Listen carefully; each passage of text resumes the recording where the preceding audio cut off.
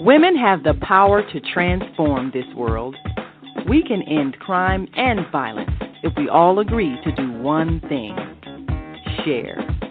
Let's share our wisdom, share our time, share our talents, share our finances, but most of all, let's share our love. This is the female solution.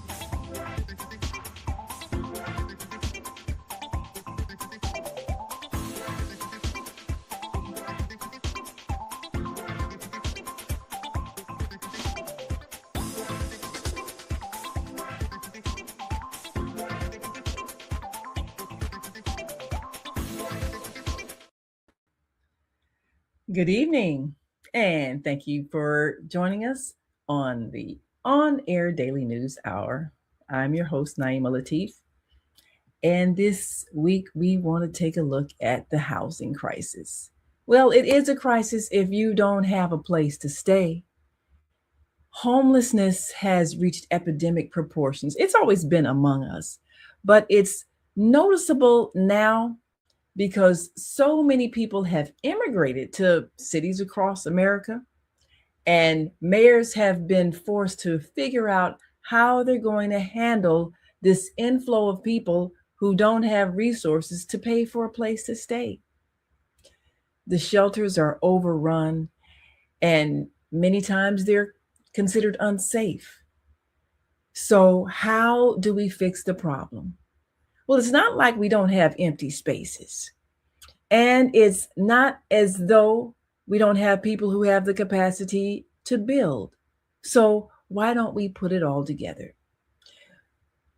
Today, we're going to take a look at a successful effort by the organization Habitat for Humanity. We reported in the On-Air Daily News a new development that is introducing housing for families in the West Pullman community. On the park, it's listed, on the map, it's listed as West Pullman, but the residents there know their neighborhood as Maple Park.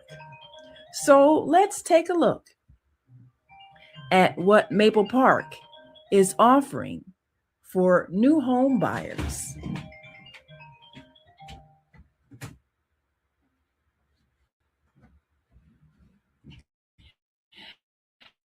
For the part, we see that these are new townhomes that are being constructed, and they are a part of the Habitat for Humanity's efforts in Chicago to resolve the housing crisis and to give residents an opportunity, especially if they have families, to get affordable housing. So before we look at this, let's take a look at what is an ongoing crisis when it comes to homelessness.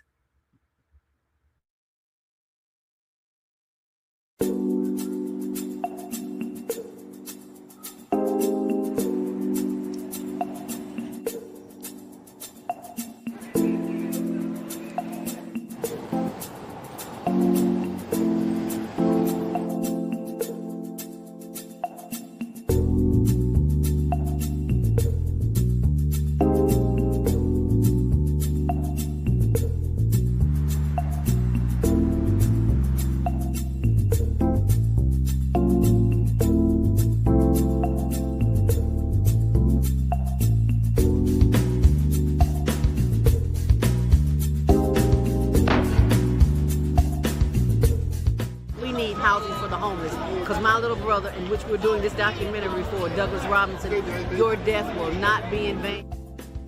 He was a heck of a great dude. And I love Doug. Doug loved me. Just being around him, he had a good spirit.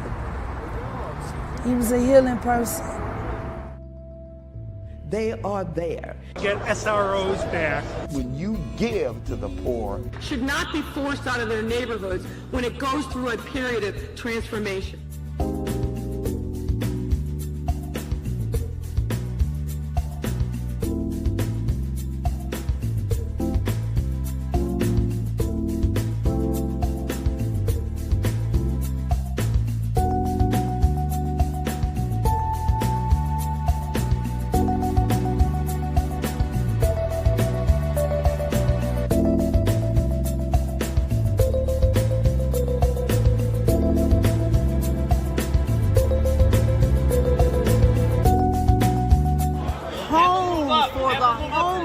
Because there are too many people who are losing their homes to taxes because they can't pay a $1,000 tax bill.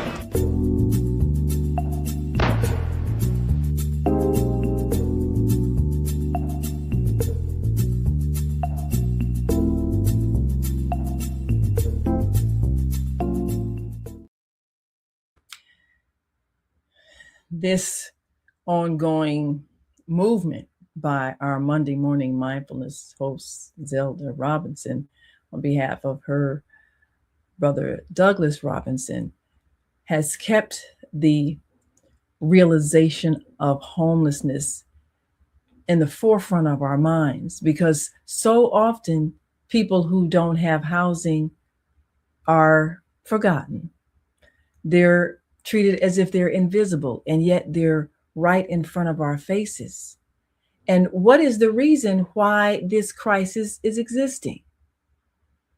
Things have changed. Back in the day when people could get 30-year mortgages and people were able to work a job for 30 years, and as a result, they could pay off their mortgage so that they actually lived to see being able to be in a home that they owned. But things have changed. People are not staying on jobs for 30 years. And bank loans are not as easy to come across. And many people don't have the credit rating that would make it possible. So the Maple Park community, founded in 1961, started when Tallman Bank agreed to finance 300 homes for African American World War II veterans and their families, because many banks would not loan money to African Americans. And many of the white World War II veterans were getting the home loans, but the Black soldiers came home and were often rejected. So this bank, Tallman Bank, and we must recognize that they changed many lives by allowing these World War II veterans to purchase homes. And it definitely changed the landscape of the city. The far south side, which had been Marshfield and lying vacant, was now available for new home building. And residents who wished to purchase a home were able to pick out various styles and have that home built to their specifications, their particular type of home. There were, I believe, like 8 different styles, and they had names like the Senator, the Ambassador, and you could pick out your home. There were 2-story, 1-story, split level. And so our family, like many families, moved in to the neighborhood back in 1962. Many families raising young children. And this square area, which covered the area of 115th to 119th Street, and from Ashland to Halsted, was rapidly filled by homes that were under construction, and people had a chance to actually watch the construction of their homes. So naturally, there was a dedication, a commitment to the community that they witnessed being built. And this had an impact on the children who were raised in that community, because they grew up as families, as blocks, as people who knew each other, went to the same schools. And this had an impact, especially because crime, violent crime, the way it exists now, did not exist back in the 60s. Children went outside to play, and they knew their neighbors. They went in and out of their neighbors' homes. So this was the culture of Maple Park, which was adjacent to Morgan Park. And you might remember Morgan Park if you saw the movie A Raisin in the Sun. They were buying a home in Morgan Park, which at that time was all white and not welcoming Black families. So how things have changed in Chicago since those days. So this community of Maple Park was filled with homes, but there was one area where there was a factory, big green building, many people remember. And for years, it was a workplace for local residents as well as residents who came from other neighborhoods. And then that workplace closed and that building stood vacant. That building at 115th and Morgan stood vacant for some years until today. That square block beginning on the west end, Morgan Street, and extending to the next block, which just before reaching Halsted, you have what used to be the Walgreens, and across the street from that used to be the Jewel parking lot. And this is significant because Jewel Foods in that area moved further west to Ashland. And during that time, as that lot was vacant, there was talk of perhaps that empty lot where the Jewel Foods used to be, possibly being used to house homeless immigrants. And we reported on that some time back when Mayor Brandon Johnson had to have this crisis dumped in his lap and saw that the immigrants were at that time being housed in the police station.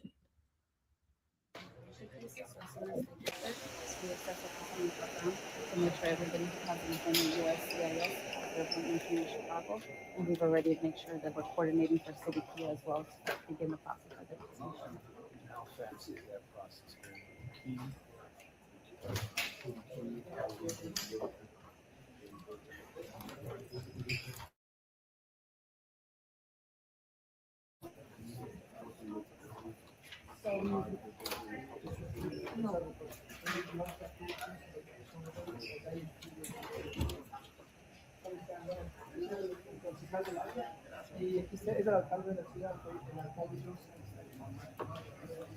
And here he is,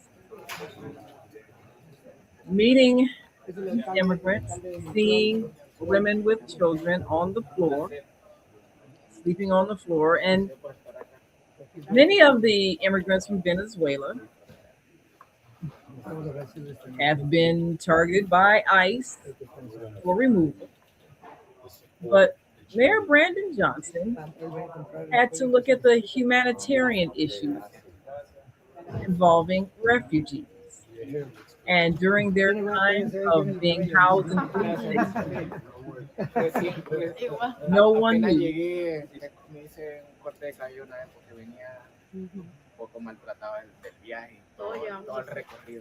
The first thing that he did was when he had a rough journey, long journey, the first thing that he did. Well, I'm glad you're able to get yourself stable and cleaned up, and we're going to work to get the support that's needed to ensure that you want this to be your own. Le dije que está buscando todo lo posible para los recursos, And para la estabilidad y por hacer todo lo posible para que puedan quedarse aquí. Muchísimas gracias, agradecida a nosotros también. our Spanish-speaking alderman provided some translation for those Venezuelans as they met with Mayor Johnson. They were transported by bus from Texas, where that mayor decided they had no place to put them. Dumped on the lap of Mayor Johnson just as he was coming into office, and sheltered at the police 12th district headquarters.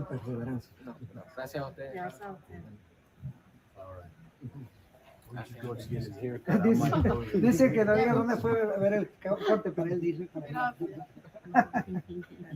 Ya, estamos en contacto. Sí, mi oficina, Gracias, mi jefe personal del comandante de aquí local. Entonces, vamos a estar aquí a las órdenes y vamos a tratar ya lo antes posible. Gracias. Gracias por venir.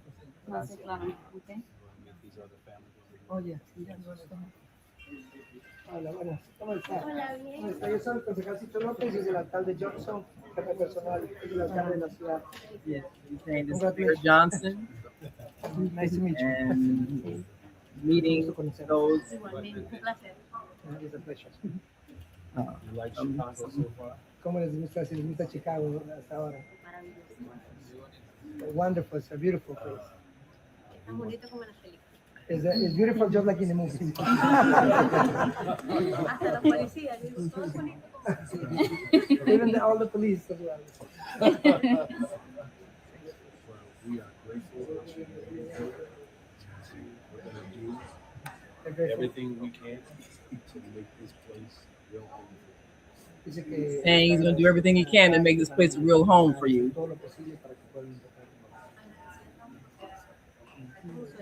They're very grateful that we're grateful.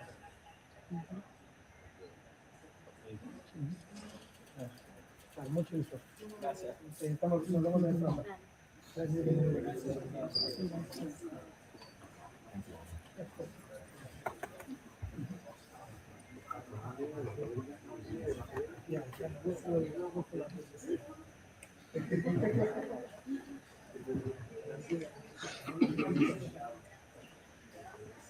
So this was very challenging for Mayor Johnson because no mayor had figured out how to handle the crisis with the Venezuelan refugees. And this is why there was so much initial support for ICE, because there was fear that immigrants were going to be overwhelming cities, taking over social services that should go to the longtime residents. So Mayor Johnson invited the press to accompany him as he met these immigrants that everyone feared. And his hope was to humanize the crisis so that people could see these are families. These are families that are sleeping on the floor of a police station because they have no place to go. and there's turmoil in their country.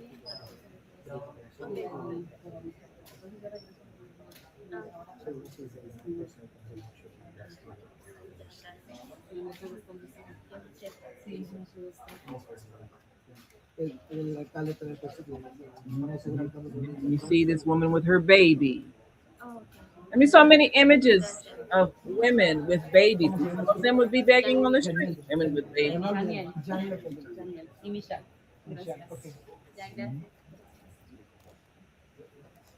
So, in his attempt to humanize the problem and see real people that were going through this crisis, Mayor Johnson's hopes was that people would empathize and perhaps come forward with some solutions.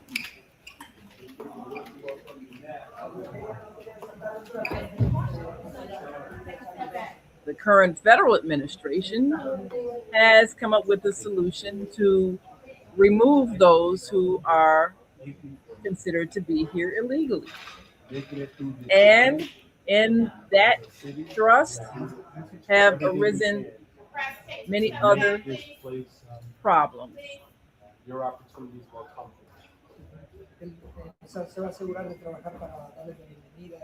Is homelessness a crime? That's a question that we're all needing to ask.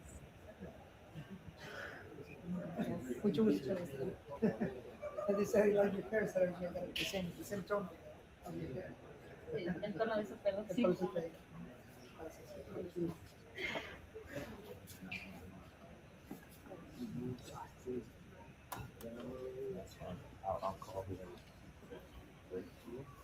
Certainly, that was an eye-opening experience for Mayor Johnson.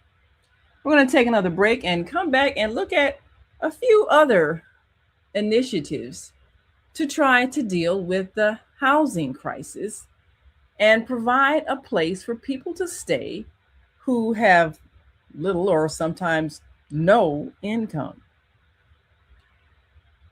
Are we our brother and sister's keeper when it comes to providing shelter? We'll be right back after this quick break, so stick and stay, don't stray away. We'll be back in a moment. Stay with us. We're going to greet our global family joining us from all over the world. We are global transformers, changing the world from the way it is to the way it should be. We are one. Wherever we live on this earth, we are one human family. On behalf of our team of radio hosts, I'd like to extend a greeting to all the members of our family, whenever and wherever you may be listening around the world. To our family in China, Ni Hao. In India, Namaste. In Japan, Konnichiwa. In Korea, Annyeonghaseyo. In Russia, Здравствуйте. In Germany, Guten Tag.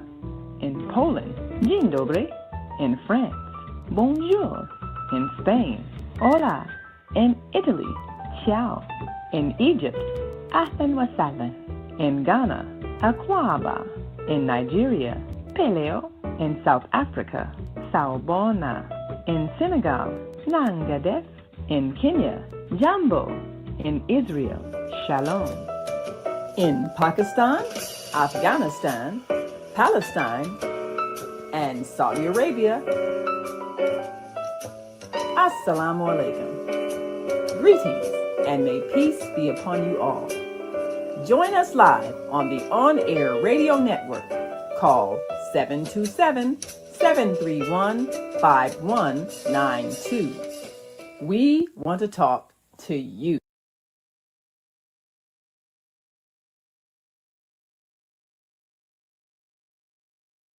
Yes, we do want to talk to you, and we want you to talk to us too, because we need to talk when it comes to housing the unhoused.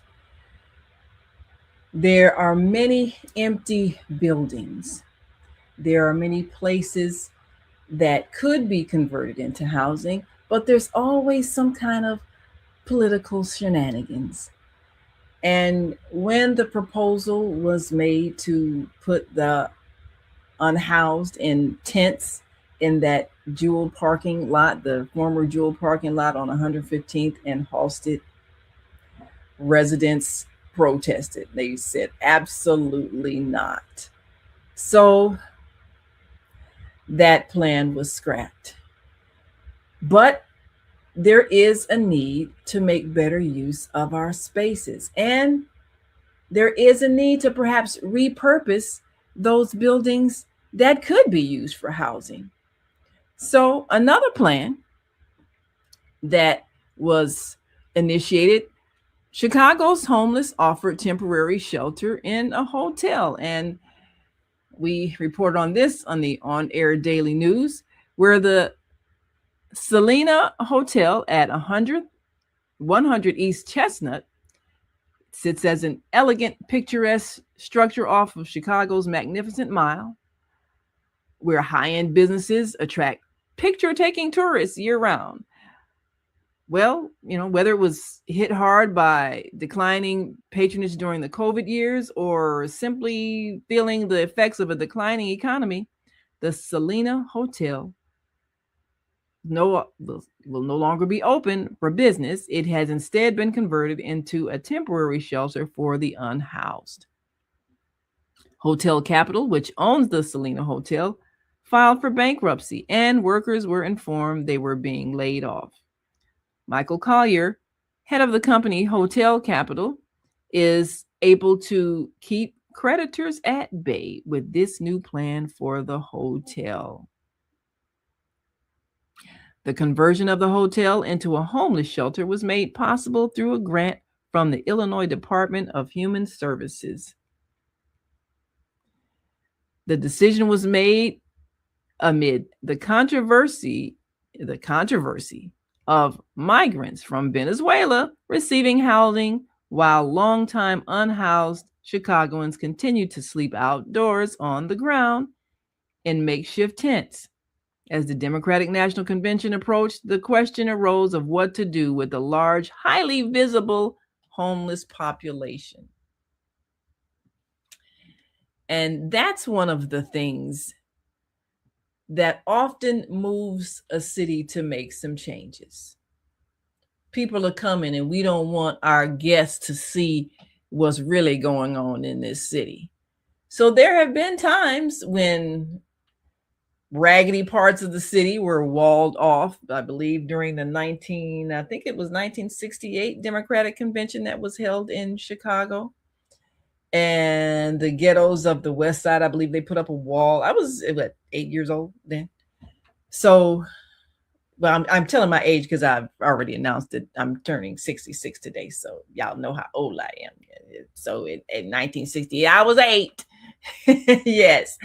And I do remember, because my parents talked politics in the house all the time, so we were aware of what was happening.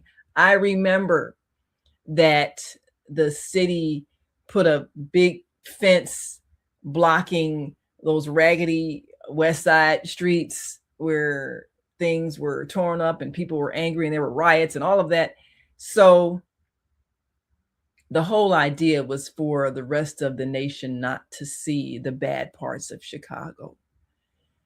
And for too long, we've been hiding the suffering. We've been hiding the populations that are living on the street and have no place to go. We wanted them to disappear, but we don't do what's necessary for them to disappear, which means to make their problem disappear. And the problem is they don't have a place to live. Housing people who are going through a crisis is very challenging.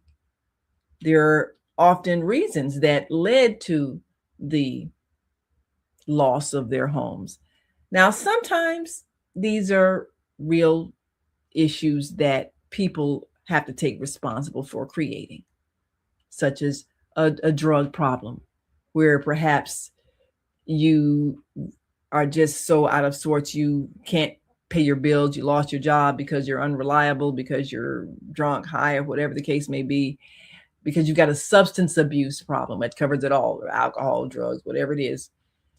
But if by your own doing and not getting the proper help, you have made your life a disaster and have been evicted from your home because you have not been able to pay the rent, or you have been put out of the home where you live because the residents can no longer deal with your erratic behavior. Those are things that if a person is homeless, those problems still exist. And if they are badly behaved because of whatever emotional crisis that they have not handled, then they're not going to be invited into places where people need there to be peace and civility, because their behavior is unpredictable. And so sometimes when you see that person that's living outside, it's because they have not been able to fix whatever problem that made them not able to live among people and maintain the harmony. This is not to condemn people who have substance abuse issues. They need help, because no human being should have to live outside in the freezing cold or the rain or snow or any inclement weather, even if it's severe heat. But if a person is in a situation where they make themselves undesirable, they have the responsibility to seek help and fix the problem. So that's one of the reasons why we do see a lot of homelessness, particularly among veterans who are struggling with PTSD. And we know this because many of those who are outside, they sometimes have physical wounds, lost limbs, and so forth. And this country has not always been kind to veterans once they return home, broken mentally and physically. So that's an issue that has to be dealt with. And it has to be dealt with compassion. People trusted the government to take care of them. They put their lives at risk. They even did horrendous things in taking lives, which they suffer emotionally from those memories. And now they need a place to stay. So many of these people who were outside were veterans of wars, and they were among those that protested when this structure was offered for housing for those who were immigrants. And it was felt, this is unfair. Why are they being allowed to have housing and those of us who've been here are not? This is an issue. So how do we solve the housing problem? It's up to the leaders of government to pull together the resources and the organizations that can help. So we're going to take another break and come back and take a look again at how important it is that an organization like Habitat for Humanity has stepped forward, found space, and begun construction for homes that will house families. And how critical is that needed right now? Very much so. We'll be right back after this break. So stick and stay. Don't stray away. We'll be back with more and tell you how you may be able, if qualified, to be in line for one of those houses, or to find out what Habitat for Humanity may be doing in your city, wherever you are. It's a global organization. We'll be right back. So stay with us. Welcome to Masterforce with Mushim Suit.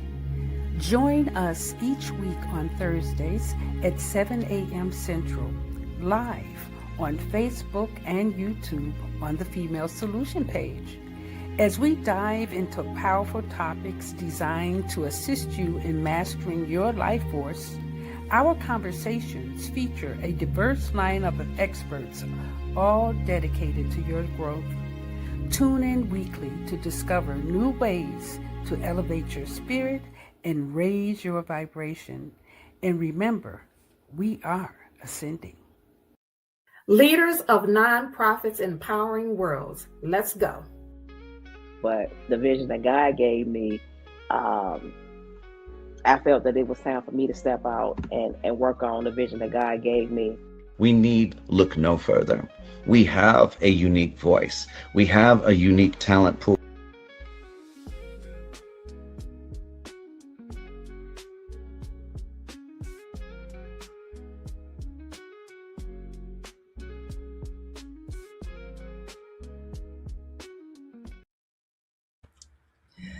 Yes, we want you to come on back to the Female Solution tomorrow, Thursday morning and Thursday evening, and join our fantastic host with more insightful information and solutions you can use. Well, right now we want to figure out how do we solve this housing crisis, because there are too many people who are living pillar to post, as they say, and there are too many people who seem not to care, who are in positions where they could help and they simply choose not to. But one of the wonderful things about the project that Habitat for Humanity has initiated in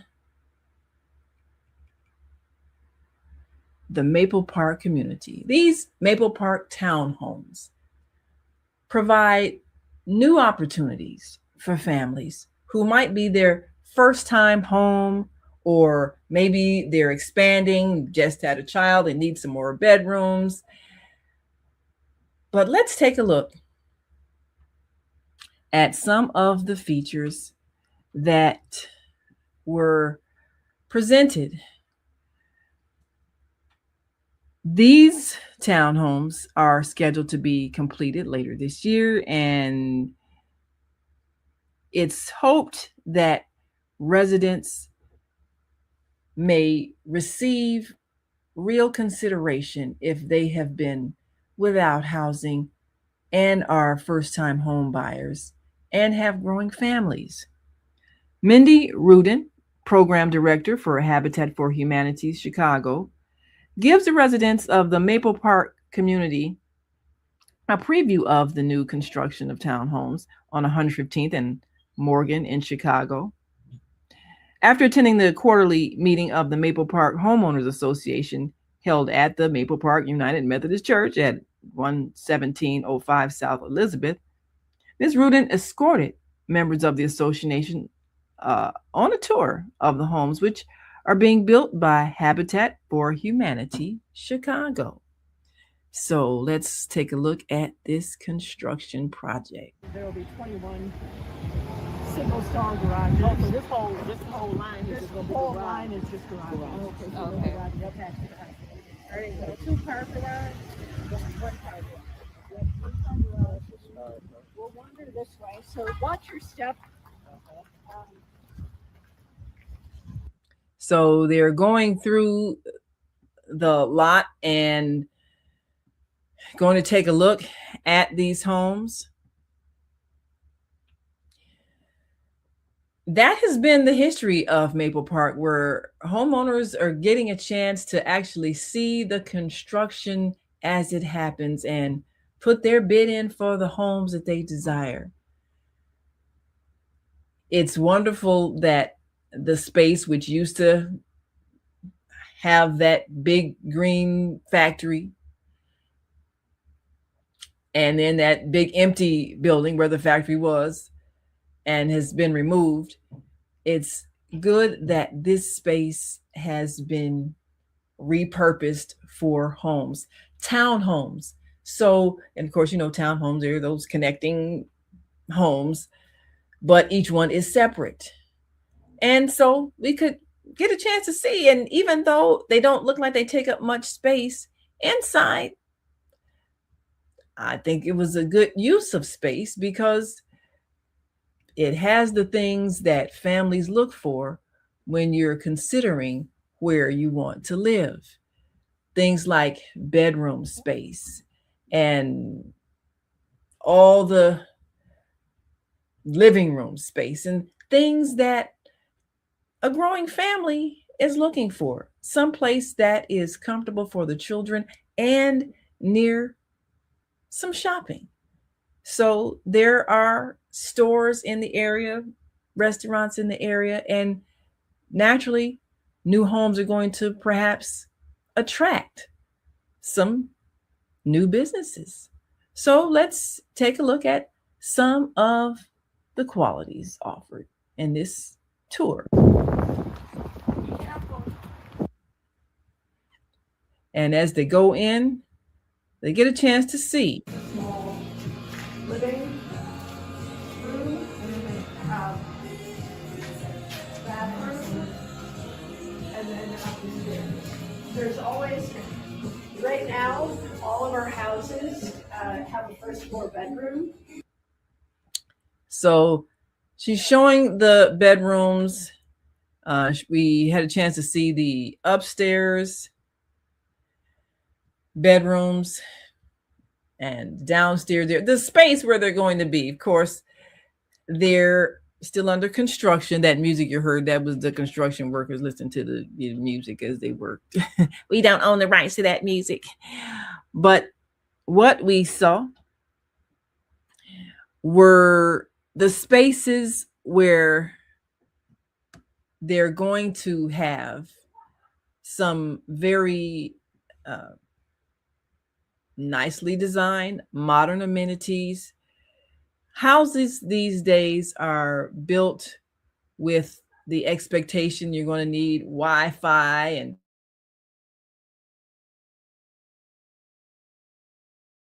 the future mind. And these houses feature 2 bedrooms upstairs, a bathroom with a shower downstairs, a bathroom with a bathtub upstairs, a living room, kitchen, and bedroom downstairs, and 2 bedrooms and a sitting room upstairs. It offers plenty of space for a family. And as we saw, there are garages being built right on the lot with the homes, which will give residents access to off the street parking. So this is another solution to the issue of housing. And what about the costs? Well, there are things that perhaps modern homes can look at. And if we plan properly, we can take advantage of new technology that makes it possible to save on energy. We're using a lot more, and there are a lot of people who are keeping up with the trends, the whole clean energy move. Now, isn't that something that we should be considering given the current situation we're in now?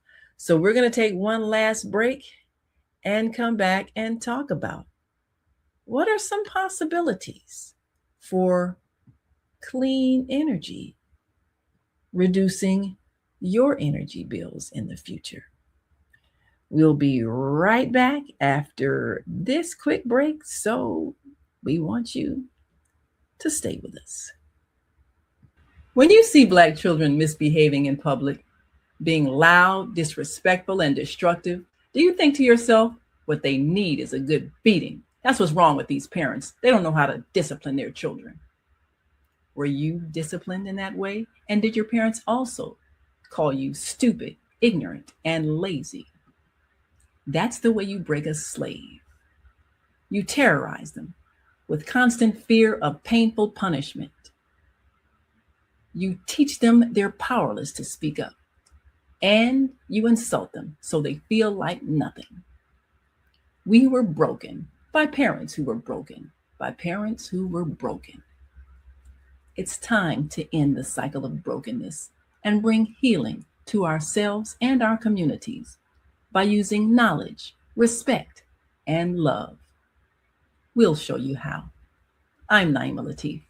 Get the book Slavery, the African American Psychic Trauma. On sale now. Go to www.naimalatif.com. Yes, among many things we need to do is change how we raise our children. Well, having a safe community has a big impact. And part of the safety is when parents are not under financial distress. The Maple Park community was a stable and is a stable community, but certainly the foundation was stable because these were two-parent families, veterans with their wives and children coming to purchase new homes. And so once again, with the new construction, the desire is for families because families build communities and families are what keep communities safe. And when you have those kind of neighbors that watch the children and will correct children and say, look, you need to stop doing that. Don't throw those rocks and break those windows and all those things. You need to have communities that do these things. And parents need to not be under stress about bills and finances and job losses that cause them to take their stress out on children, which is the real reason why many parents are so much leaning on corporal punishment, because too often they're upset because of financial limitations and threats to their livelihood and well-being. And a child's screaming and crying and acting out can trigger emotional upset. Well, there are ways that we can most definitely reduce costs. And we've talked about, we've got a series going on, Grow What You Eat, making use of, if you've got a lawn area where it's grass growing, well, take a portion of that and grow food. That can cut one cost. But another thing that you can do is to change your energy source. And this is something we have been reporting on, how homeowners can cut their electric bill by going solar. And we have solar panels installed on our roof, and it does cut electric costs. And there are growing companies that are urging people to switch to clean energy. Solar power is something that can power many things. You got electric cars, you got solar power cars, you got all kinds of things, and new homes are being equipped to accommodate many of these new systems.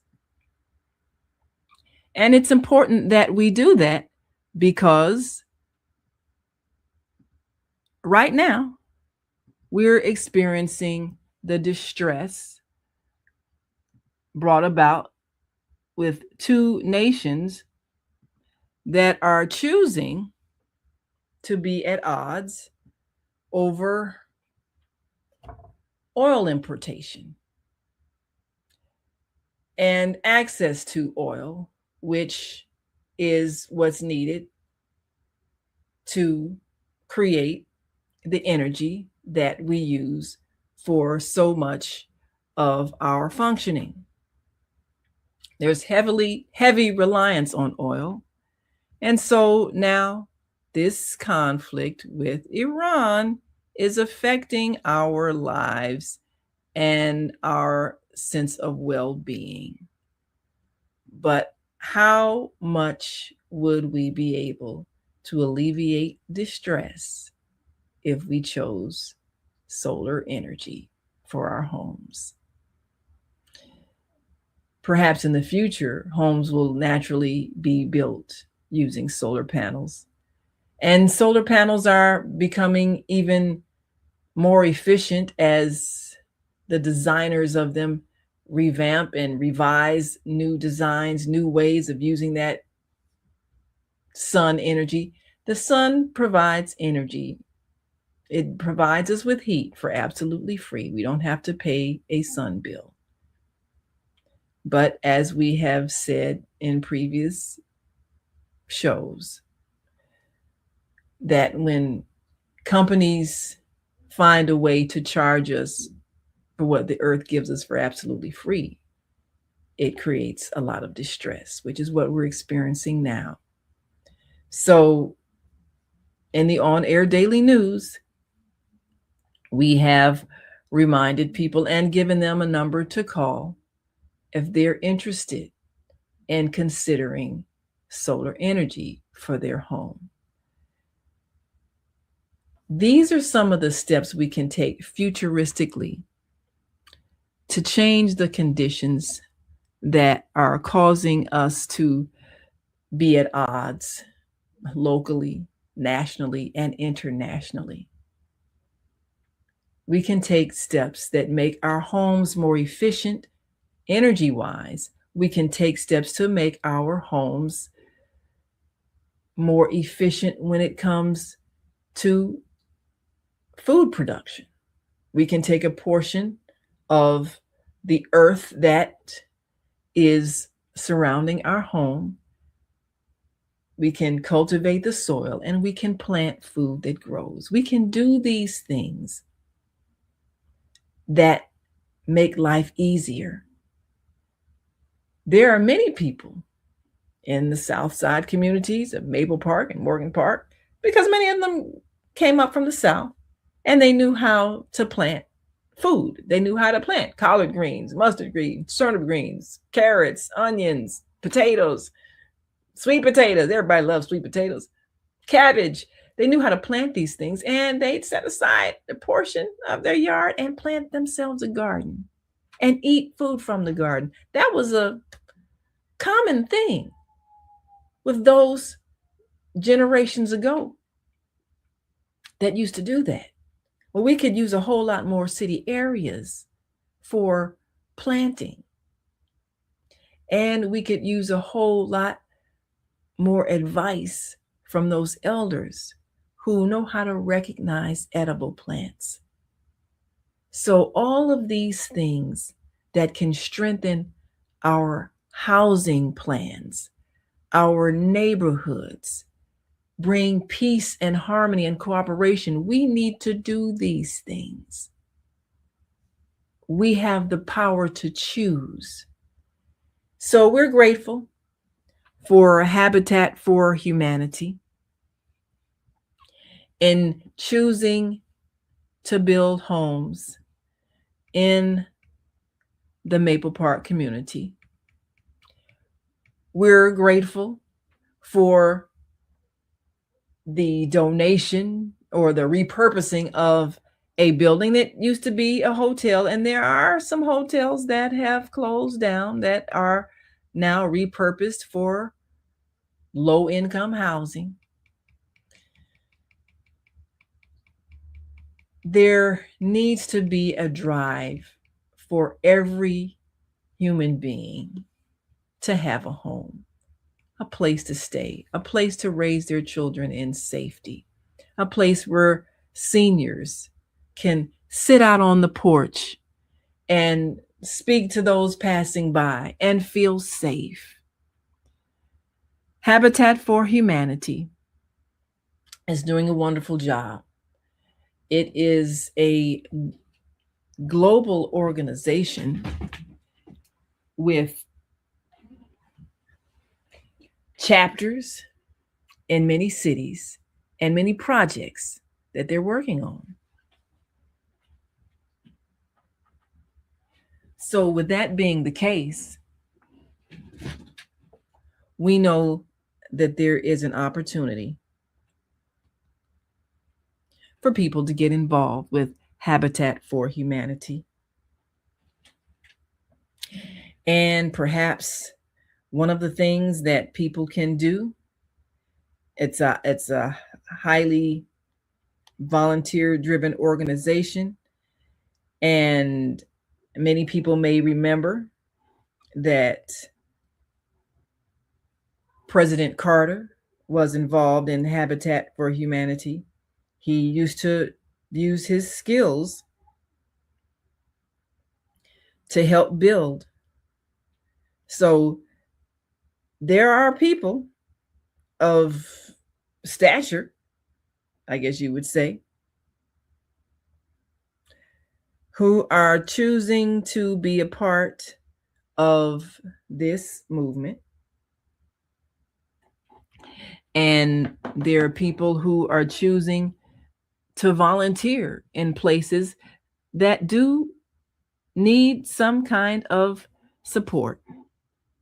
So we're going to give you, for those who may want to apply for a home with Habitat for Humanity, we encourage you to do so, because these are homes that are being set aside for first-time home buyers and people who are wanting to be a part of a community. People who want to lend their time and skills for the building of families that believe in the principles of harmony. Because one of the things that makes a community flourish are the people and their commitment to make it better. So we invite you to contact Habitat for Humanity, Mindy Rudin, who's a programs director, and this is her office number. You can give her a call. And if you think that your family may qualify, you can certainly take a look.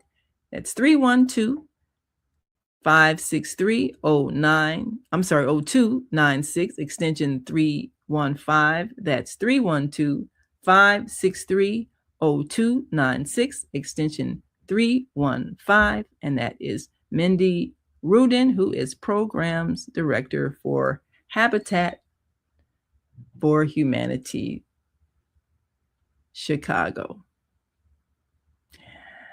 I'm Naima Latif. Thank you for joining us for the on-air daily news hour. Come on back tomorrow. Join us again for Master Force with Mushem Sut, and make sure you stay tuned 7 p.m. for Nonprofits Empowering Worlds with Bridget. We're excited to bring you more people with solutions. So join us then, and until next time, continue to shine your light.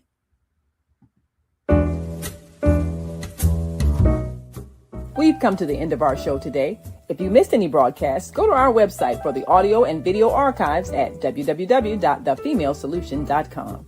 On behalf of our team of radio hosts, I'd like to thank all of you who participated in today's discussions. And to our global family joining us from all around the world, we say thank you. To our family in China, xie xie. India, zhanyavad. Japan, arigato. Korea, kamsamnida. Russia, spasiba. Germany, danke. Poland, dziękuję. France, merci. Spain, gracias. Italy, grazie. Egypt, shukran. Ghana, madasi. Nigeria, eshe. South Africa, ngiyabonga. Senegal, jareh. Kenya, asante. Israel, toda. Pakistan, shukriya. Afghanistan, tashakur. Saudi Arabia and Palestine, shukran. Assalamu alaikum wa rahmatullahi wa barakatuhu. Thank you, and may peace be upon you and the mercy of God and God's blessings.